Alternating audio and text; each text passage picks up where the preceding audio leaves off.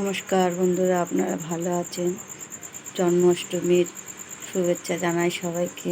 আমার ঘরে তো আর গোপাল নেই, আমি যেটুকু পেরেছি ঠাকুরের কাছে নিবেদন করেছি।